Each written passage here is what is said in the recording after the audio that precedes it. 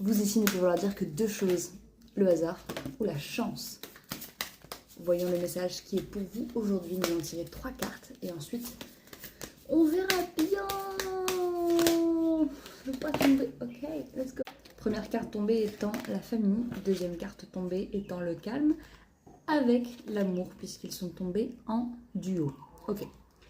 Déjà, je vais vous demander de prendre les énergies telles qu'elles sont. Qu'est-ce que le mot famille, calme et amour signifie pour vous?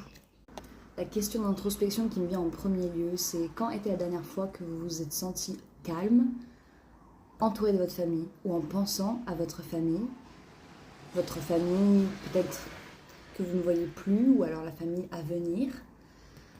Et en amour, qu'est-ce que signifie pour vous vous sentir calme, serein, en amour? On peut également voir peut-être une situation, un événement qui va mettre en contexte la famille ou le sujet de l'amour, qui va vous demander de trouver en vous la force de rester calme. C'est-à-dire que si c'est quelque chose qui va déclencher un sentiment de panique, d'angoisse, je sais pas, il y a des fois entre la famille, il peut y avoir des sujets délicats qui peuvent venir, même en amour, puisque ça touche une partie très sensible de notre être en général.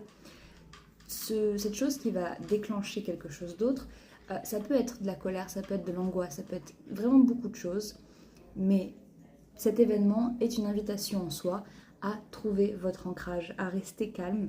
Peu importe, vous avez le droit d'être en colère et pourtant de vous montrer calme, parce que vous n'êtes pas du tout la victime de vos émotions, vous êtes la personne qui les ressent, qui ressent vos émotions, ok. On va prendre une dernière carte pour complémentariser le message qui est déjà sorti. S'il vous plaît, une carte. Ouais. Il y en a beaucoup. Ok. Oh.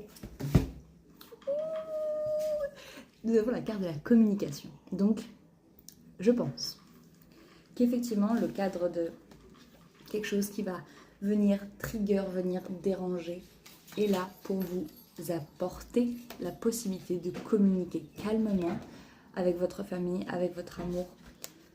Peut-être même que là, c'est vraiment une question d'amour qui peut se transformer en famille également. Par contre, pour un sujet aussi puissant, il faut être prêt à communiquer dans le calme,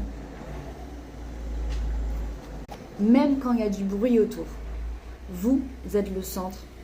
Vous et la personne en face de vous êtes le centre de la conversation, de l'énergie de donner et recevoir, et vous pouvez choisir le calme.